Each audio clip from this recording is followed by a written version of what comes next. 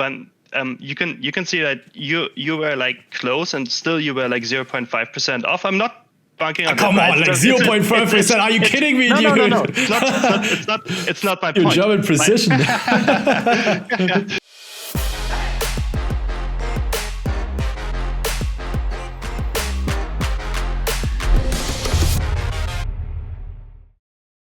Is a bounty worth 25%, 33%? In this video, we're going to be talking about this widely debated topic recently, especially on Twitter. And my today's guest, Nico w3c.ray, or w3c.ray, however you pronounce your nickname. However, he's the founder, creator of the bounty course. You can call him the godfather of PKOs. He has been inventing a lot of approximations and models in order to estimate the value of bounties, how to calculate them.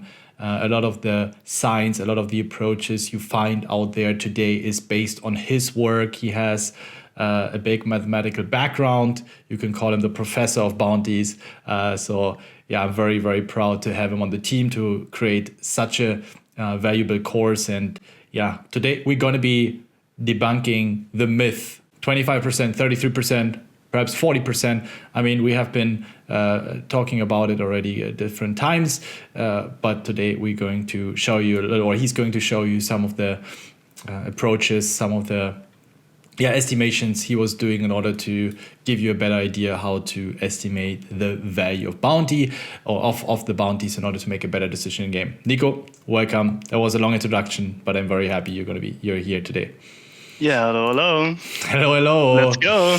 Let's go. Okay, we have a little, he has prepared a little presentation for you guys. So let's jump right into it. Nico, the show is yours. Let's talk it through. Why, first of all, is it 33%? Is it 25% at the beginning of the tournament? What is the, what are the common mistakes in these days when it comes to calculating the value of a bounty? Well, there's only one mathematical sound answer, and that's 25%. Mm-hmm. Like, there's no room for a debate. Mm-hmm. You can easily show that that's the correct value. Okay. So then let's get into it. I'm excited. Okay. Then here we go. Probably just a quick note. I know you will see a couple of numbers, you will see a couple of calculations. Just take the next 3 minutes, watch it, probably rewatch it if you are really interested in it. I will show you the setup, I will show you the result, and afterwards we will discuss a little bit the result of the full model, so how it should impact your game, right? And first, which kind of setup we are taking? 5K starting stacks, blinds are 100, 50, and ante is 12.5 or 13. And PKO, of course, $100, so $50 are going into the regular prize pool, $50 are going into the bounty prize pool. We're not considering rake right now for simplicity. We are not considering rake in this simple calculation here. Mm-hmm. And it's actually also not important for the value of the bounty calculation. Actually, rake is only determining your ROI in the tournament, right? So for this mathematical calculation, it's not important. And we are looking at a very, very simple action on the table. Button is open jamming, small blind is folding. We are sitting in a big blind, and we have to decide which combo we can call against the button range. So what we need is an equity, right? And you have certain different ways to calculate equity. And I will show you now the mathematical way, the mathematical steps, how you end up with the equity, and then in the end, recalculate this equity into the value of the bounty in chips at the very start of the tournament. Yeah. This is also something you're explaining in the course, of course. I mean, this is just the first step in order to master bounty tournaments. There's so much more to that. You will also find in the bounty course multi-way approaches for different stages. I think you also provide charts that help you to understand the equity drop or the additional equity that is required for certain bounties or for certain stages in the tournament. So a very simplified approach. So you have a very practical approach to estimate, okay, how much more equity do I need, or how much more equity do I actually get because there is a certain bounty in play also for certain scenarios. So when you're covered, when you cover someone else, there are lots of different pre-flop ranges that is actually, I haven't seen it anywhere else but in the course, where people have a much better orientation, what kind of ranges to play, what kind of ranges to stack off against certain stack size with certain bounties. So there's so much more provided in the course than just explaining what's the difference between 25 and 33%. Yeah, of course.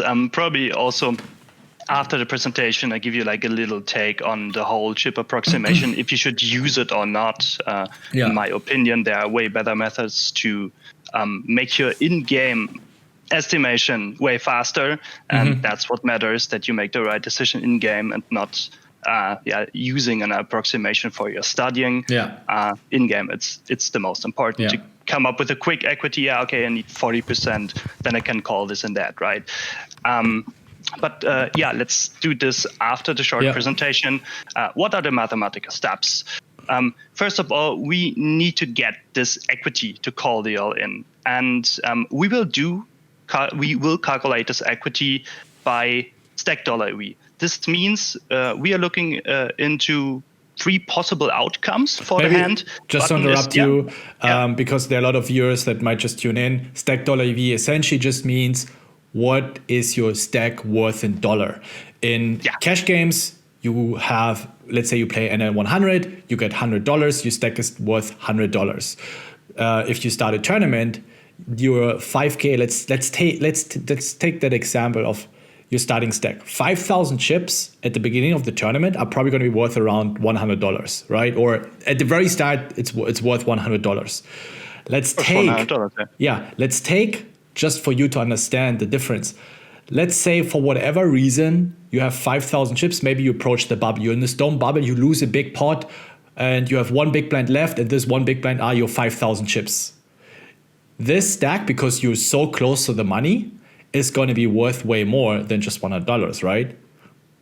Yeah, probably. If the min cash is $100, then this stack is worth, since you will post the ante in the next hand, the stack is not worth the min cash, but it will be not 5 cents or like $1. It will be like $70 or so if the min cash is $100. So you have like 50 big blinds that is worth $100, and now you maybe have one big blind and it's still like it's going to be close to $100, even just more than $50. So you see that even though you have like essentially your stack is like 50 times less than at the beginning of the tournament, because you only have one big blind, you still have the same amount of chips, but everyone else has so much more chips. It's still very, very valuable. Like in terms of the stack $EV, your chips, your stack is still quite valuable. Yeah, that's true. And the way how equity here is calculated, I will come to this now, like very, very shortly. The way how equity here is calculated is the same way how simulation programs like HRC are optimizing, calculating the equity, and out of this equity, the range composition. So I will show you this in the end of the presentation, that everything is sound. But first of all, we need stack $EVs. Means how much is my stack worth when I win the hand? How much is my stack worth when I lose the hand? And how much is my stack worth when I tie the hand? And very basic. Very basic factors for calculating statistical likelihoods, right? You always need to consider all possible outcomes: winning the hand, losing the hand, tying the hand, right? Just as a background. And we are comparing all of those possible outcomes where we take the action, we call the all-in, to the action we fold pre-flop. And there we can also calculate the stack $EV. Since we will lose one big blind, our stack $EV will be a little bit lower than $100. All right. Out of this, we can actually calculate the equity. Equity is bet divided by bet plus pot, or 1 divided by 1 plus pot odds. And in the stack $EV calculation, it's the increase of your stack if you win the hand divided. You need the increase of the stack when you win the hand, and you compare it to the decrease of value of your stack if you lose the hand. And you can calculate an equity out of that. Yeah. And we will do but this. Decrease is if you lose the all-in, not losing that big blind, correct? Losing the big blind is just the benchmark. So we lose one big blind. The actual decrease is you compare, you lose the hand to you fold pre-flop. Okay. And the difference between of that is the decrease in effective stack dollar EV, which you use for the equity calculation. But just as an understanding, don't make it too complicated. Okay. I just really want that everyone that is listening, and I try to approach it from a very simple way. That we need to compare the outcome with what happened with the result of us losing one big blind if we fold. Right, that's the benchmark, and correct. we essentially want to make the play if the play provides us losing 0.99999 big blinds, because that's correct. better than losing one big blind, and then we make the call. The moment we only lose 0.999 big blinds, we want to call, because folding will lose us one big blind. Correct. And I will just quickly show you the calculation in Excel. It's a very simple calculation, so you have seen it once, and I will use the numbers in the next slide. So I will just drag over my Excel calculation here, and I will show you the setup. It's the same setup. 1,000 players. We have $50 in the regular prize pool from each player, $50 in the bounty prize pool from each player. We have 5,000 starting stack. Total number of chips here is 5 million, so 5,000 starting stack times 1,000 players. Why do you need the total chips? You need to know how much your share on the total chips is, because you will multiply then your share on the total chips with the total prize pool, and this will give you a stack dollar EV. Okay. I will show you this here. So this will be our stack dollar EV if we win the hand, our stack value. It will be $227. And how do I come up with this value? I will only show this value. The rest is calculated the same way. So how do you calculate it? You win the stack of your opponent. You keep your own stack, the 5,000. Okay, so this is 10,000. Then we win the small blind since he did fold pre-flop. And then we win, for simplification, 7 times the ante. So I keep the 5,000. Okay, so 7 times the ante for a 9-handed table. And now I have my stack when I win the hand. I divide this by the total amount of chips on play, the 5 million, and I multiply this with the total prize pool. And don't forget, we win the bounty, $25, right? We win only half of the bounty. We don't win the full bounty in the PKO. The other half goes onto our own. The other half goes on our head. We then have a total bounty of $75, and if someone busts us, he wins $37.50. So this will be our stack value if we win the hand. If we lose the hand, we are bust. Our stack dollar value is 0. And if we tie the hand, we win half of the small blind and half of all the antes of the other players, right? Which is in the pot. If we fold, we lose one big blind. So in this case, we lose $2.25. So our actual increase of the stack is $130. If we win the hand, we compare this to folding. And our decrease of our stack, if we lose the hand compared to folding, is $97.75. And now, out of those numbers, the 130. Sorry to interrupt. The 130 increase is from comparing fold 227.75 minus the okay. Yeah. Correct. This is 130, and this is 97.75. So how to get an equity out of this? You calculate the decrease of stack dollar value divided by the increase of stack dollar value plus the decrease of stack dollar value. I did show in the course that this formula is very, very accurate. All right, and then we get an equity. So needed equity here to call off the all-in, 42.9%. Now we are hopping back to the presentation. You've seen all the values, and I'm using the exact values here in the slide. Those are the values, which you did just see in the calculation. All right. Now, this is the equity which we had, 42.9%. And by the way, in a non-KO, the equity which you need is 48.3%. So in this case, you can already see you need approximately 5.4% less equity in the PKO. If someone goes all in from the button with 50 big blinds, you're in the big blind, very first hand, again, it's not a very realistic example, but you can take this course approach for, I mean, and here we just try to explain you I just want to showcase. Exactly. I just want to showcase the 25%. Exactly. Right? But don't need to use a realistic example to do that. So 50 big blinds all in on the button. You need in a PKO tournament around 42.91%. If it would be a non-KO tournament, 48.3%. Yeah, it's close to 50%, right? Stacks are pretty big, blinds are very small, so your price is not 50%, really good. And it's never going over 50% unless you are regarding ICM influences. I mean, if you only need 43%, there are already a couple of hands that you can gamble with. There are actually a lot of hands which you can play in this in this scenario. So again, our equity was 1 divided by 1 plus pot odds. And now we have already calculated the equity using our stack dollar values. Now we can also go other way around and use the chip values, right? And the chip values in our case would be 1 divided by 1 plus pot odds. The stack of our opponent is inside. Our big blind is inside of the pot. Small blind is inside of the pot. 9 times the ante is in the pot.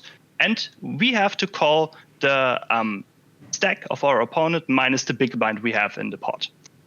And now the bounty value is the thing which we are interested in. This is exactly the difference between those two numbers, this X. This is the amount of chips we now have to put additionally into the pot to get, instead of the 48.3%, the 42.91%. And this amount of chips we can calculate. So we calculate it. We just, this is a copy of the last slide. And then you can just simply calculate this X on the left side, right? Like in school. Exactly, and simply, like in school.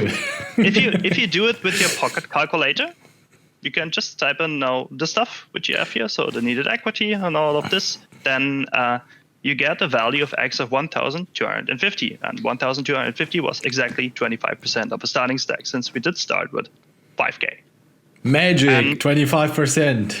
Yeah, and now, of course, it's a calculation. Most of your viewers and all of my students are obviously using programs to calculate stuff. So we can just simply show in a very quick step that this is true.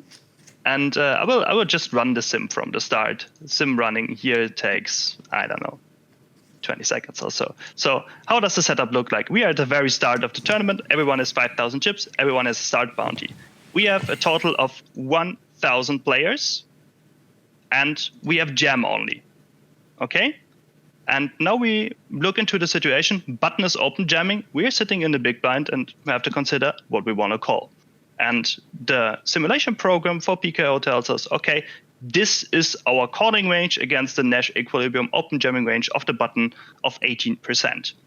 And we did calculate an equity, 42.91%. So is this the correct equity, which we have put into the calculation to recalculate the value in chips of the bounty, right? So if this is the equity, then everything is sound, everything is correct. And we can easily go over to Equilab. I take the exact same button open jamming range here and say, okay, I need 42.9%. 42.9%, give me my hand range, take to the main window, and now I will overlap the both ranges. So this is the range here, close it, and there you go. I think now in the end, with all the math, I did show that 25% must be the correct value. We are matching 100%. Also the simulation result of h3c, and of course, from all the knowledge, I mean, the knowledge is not new. The knowledge is out since approximately 2 years or so. So it's not something completely new. And I've done this calculation over and over again for students in the course. So of course, it's true. But of course, also for the YouTube audience, it's probably important to see that this is matching. What, and what is, we're finished. What is the magnitude of the error if you would have used 33% in the early stage of a tournament? Obviously very small, since we would add 1,660 chips to the pot instead of 1,250 chips. So the difference in chips is 300 in a pot of 5K plus 5K, so in a pot of 10.2K. So we probably talk about less than an equity in percent? Less than a percent, yeah. Like on average, it's like 0.8% or so difference. It's like very neglectable. Do we want to have like a little example of how close we can match combination against the range, right? So we have BENCB here, one of the like very best poker players in the world since forever. And my question to Ben is now, Queen 10 suited against this range, how much equity does Queen 10 suited have? We can afterwards directly see in... Against that button range? Against yeah, of course, against this button range here. I would guess around 41%. 40 or 41? See, this is already important, right? Let's say, since we are talking about the equity difference 40, of 1%. 40.5. 40.5. All right, and it's approximately 42%. Okay. Yeah. So you are off. It's actually pretty good, obviously, right? It's like for in-name approximation, you say, okay, I know I have approximately 40%, 41%, and I see, okay, the bounty value is this and that. Minimum equity is like 42%. It might be close. It's probably a call. It's probably a fold, right? But you know, like, it's not a wide range. It's not a like hard constructed range, and still you are as one of the very best off like 1.5-1% in most of the cases, and that's very natural. You're not a computer, obviously you will be off, right? And if you talk about use 33% or 25%, the equity difference will be like at most 1%, and you are not nailing it for 1% error margin. So I think like most of the players won't nail it for 1% error margin. If we take it, doesn't matter. Sorry, right? Go ahead. Sorry to interrupt you. I would say for the chip approximation, it's obviously good to have the correct approximation. Right? It's good to sit there and say, okay, this is the mathematically correct value, and I want to use this, and I want to use also the correct progression of this. We will come to this in a second. But like for the very first hands in the tournament, if you use 25% or 33%, it will end up, I think, for most of the players in the exact same calling range, the exact same decision for, okay, I have combo X, Y. I think my opponent's range is Y, Z, and I think I call or I don't because I have equity of 40%. And then in reality, it's 43% or 38%, right? The error margin is actually pretty big. So when it comes to like estimation of equity of a combo against the range for most of the players, I was just about to say that. Can you put the range back on the screen, please? There you go. That if you use 33% instead of 25%, the calling. Can you go to the calling range? Yeah. Let's say the ace-7 suited would still remain a fold. Ace-8 suited would still remain marginal, and ace-9 suited would still be a profitable call if we consider it profitable. So it's never really gonna change any of those calling hands where you have, let's say, a marginal call if, let's say, you would consider the 25% approach, and then with 33% it's like fist pump snap call and printing. That's not gonna happen. This is something you need to keep in mind. And Nico, I know you're a little bit reluctant, but there was at the very early stage of PKOs, the first approximations, simulations that were made aimed more towards, okay, we should be using a 33% approach. But then, as you said, I think already 1.5 years ago, you added to the course. I remember I made a YouTube video 1 year ago where I said that 33% is a little off. At the beginning, it's 25%. And this is something you're going to be talking about now, that actually the value of the bounty is also going to be changing throughout the tournament. So it's going to reach those to 30%, 33%, 40, even 45%, depending on how many people have bust from the tournament. So that's very important, that it's not static. It changes, it increases in value. So the moment people start busting and money is being taken out of the bounty prize pool, the value, of course, it's not going to be like first player bust and it goes from 25 to 30%. But if 80% are left, 70% of the field are left, or 60%, it's going to have an impact of the value of the bounty. Not a huge one, We see like everything between 25 and 33% is not going to have a big impact. However, I've seen coaches and schools teaching it's 50%. That's totally off, and that's just so wrong. But I think everything that you've been using between 25 and 33%, don't be too hard on yourself. You weren't doing, I would say, any mistakes at all, because a lot of the times when we make in-game decision based on bounties, we have a feeling, okay, it's marginal. And whether you're using the 25% or 33% calculation, it's not going to have such a big impact. Yet it's so much more important to consider further factors such as future game. Who are you going to cover?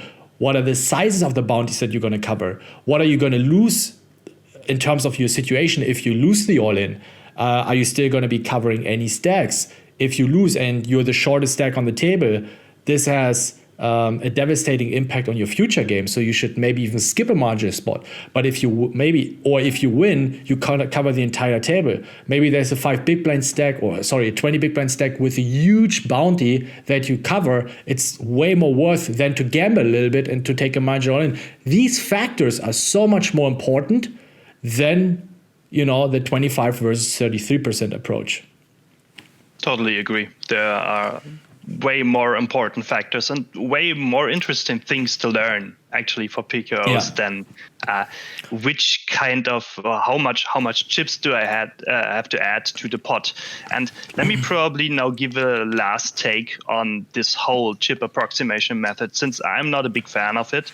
The problem with this chip approximation, maybe also again explain it. What does it exactly mean? Yeah, this whole thing which we are discussing right now, that we take a certain value of chips, we add this to the pot, then we get new pot odds, then we get a new equity. We have to do everything of this in our head, right? And then we end up with an equity number, and then we have to estimate against our opponent's range with this new equity. Okay, is this a call? Is this a fold? If you're playing more than one table, I bet that if I ask 100 players, I get 100 different answers, and 0 of those answers are right. Yeah. Right? So per se, I would say this is a very, very inferior method to estimate the bounty value compared to all other methods which are like on the market or taught in the course, right?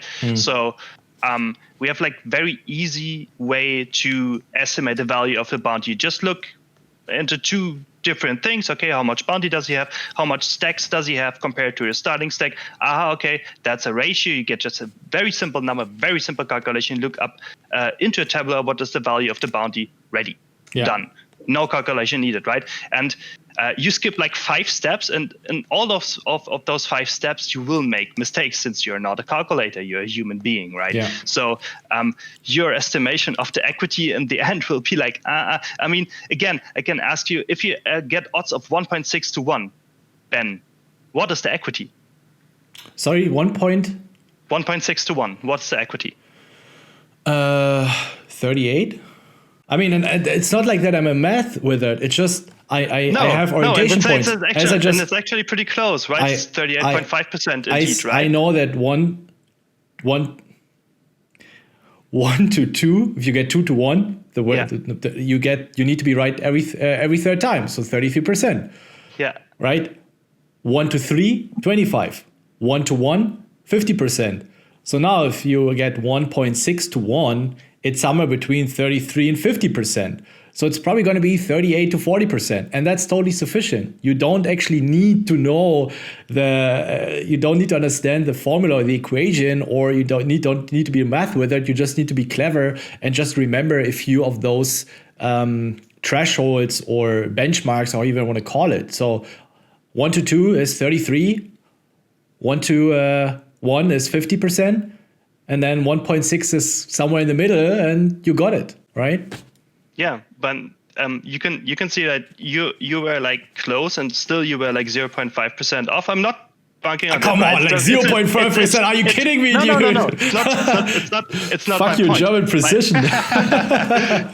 This is how we Germans are made. Yeah. This is not my point. Not my point that you were off 0.5%. My point is that you have to do 4 different steps in this whole add chips to the pot method. Yeah. And in every step, you will be off a little bit in equity, and you will be off a little bit in equity, and you will be off a little bit in equity, right? And in the end, the sums up to like 3-4%. Yeah. Because you will have to make so many calculations in your head. Yeah. So that's actually my point. This whole method is like very inferior to other methods, and therefore it's even like more less important if it's 25% or 33%. Yeah. Right. That's my point. It's just my point, which I wanted to say here. Yeah. So yeah, guys, I hope this has helped you to get a better idea of what's the value of the starting stack. As Nico said, can you maybe display the graphic that shows the increase in value of I think this is also worth looking into. This is also an approximation or simulation that you have conducted where you can see, let's say, if there are around 50% players left, it's going to be around 30. Right? Yeah, around 30%, 28 to 30%, and then if you get if you have 25% of the players left, which is probably going to be close to the bubble, like somewhere like approaching the bubble, the bounty is going to be worth 33%. And then if it reaches the final table, before the final 2, final 3 table, perhaps very often, the bounty is going to be worth then like 40% and then even 45%. Yeah, very important. Obviously, this is a chip EV approximation. Okay, we don't regard ICM impacts. Also, we regard that not a lot of the prize pool is paid out. Okay, and so this whole chip approximation approach, adding chips to the pot, I call this chip approximation approach on the bounty value, right? This whole approach obviously is not working on a final table. It's not. You will end up with very, very wrong results. And therefore, I would recommend use this whole approximation, whatever is convenient for you, for like up to final 3 tables, and then stop. Then you have to do simulations or use other methods which are way more accurate in those kind of scenarios. Yeah. Right. Excellent. Let me maybe for the viewers give them a little bit of a preview if they would sign up, because probably you might wonder, okay, like what else is in the bounty course if you guys are interested. So for example, here, just the prefab ranges. I mean, the content that you cover, you break down more of the math and the science behind it. Of course, you go over a lot of hands and examples. How should we adjust when open shoving, when we are covered with different stack sizes? You even approach the money bubble in multi-table tournaments. So there's a little bit of a bonus in that course that you also see, okay, how to approach money bubbles. And then loads of ranges here for different scenarios, right? Versus hijack 10 big blinds. Here then for that section, you have different scenarios. Versus hijack 10 big blind, cutoff versus 10 big blind, hijack short stack open jack. If big blind covers us. So we have a lot of, I mean, of course, you can't cover all of the scenarios because there's an infinite amount of possibilities that we have, 13 big blinds and the big blind has 26 big blinds and his bounty is whatever. So, but you cover a lot of different scenarios that just this alone is worth the money.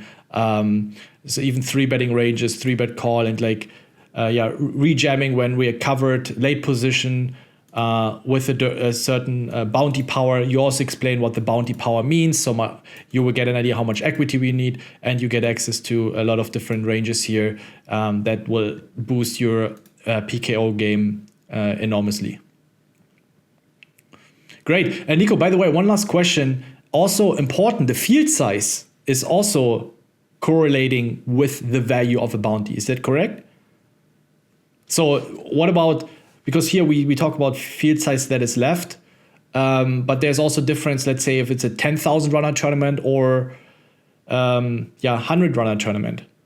By itself, the start value is always the same. The start, but I mean then for the... the The progression can be very different for small fields. The point is that if a player in a small field wins at the start of the tournament 1, 2, 3 bounties, this will usually also come with increasing his stack by a huge margin. And then small fields, then this means his probability of reaching the final table, his probability of taking a lot of the bounty prize pool, since this is on his head, to the final table, is very high. And therefore you have a lot of variance in the outcomes of the simulation. And that can be very different. So the graph which you did see in the last slide of the presentation would have like a huge variance to the left and to the right.